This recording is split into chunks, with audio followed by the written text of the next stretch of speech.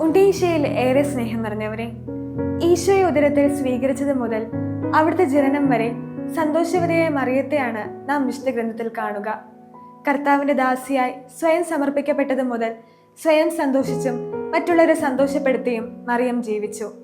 എലിസബത്തിന്റെ ഉദരത്തിൽ ശിശു ആനന്ദത്താൽ കുതിച്ചു ചാടിയതും മറിയം ആത്മാവാൽ നിറഞ്ഞ് സ്തോത്രഗീതം ആലപിച്ചതും ഇതിന് ഉദാഹരണമാണ്.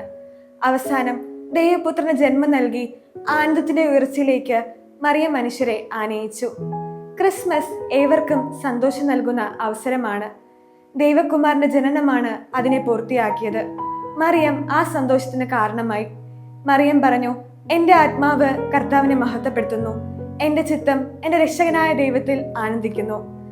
കർത്താവിനാൽ സ്നേഹിക്കപ്പെടുന്നവരെ, ലോകത്തെ അത്യധികം സ്നേഹിച്ച ദൈവം ഭൂമിയിൽ മനുഷ്യനായി അവതരിക്കാൻ ഒരാളുടെ സമ്മതം മാത്രം മതിയായിരുന്നു.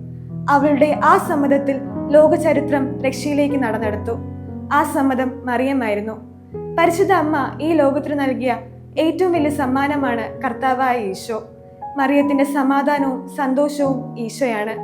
ക്രിസ്മസിന്റെ കേന്ദ്ര ബിന്ദു മറിയത്തിൽ നിന്ന് ജാതനായി.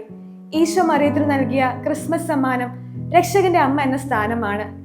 പ്രിയമുള്ളവരെ, നമുക്ക് ചുറ്റും അനേകം ആളുകൾ പല ബുദ്ധിമുട്ടും വേദനയാലും ജീവിക്കുമ്പോൾ ഉണ്ണീശോയെ ഹൃദയത്തിൽ വഹിച്ച് മറിയത്തെ പോലെ മറ്റുള്ളവർക്ക് സന്തോഷം പകർന്നു നൽകുന്നവരാകാം. അതിനായി പരിശുദ്ധ അമ്മ ഈ ക്രിസ്മസ് നാളുകളിൽ നമ്മെ സഹായിക്കട്ടെ. ആമേൻ.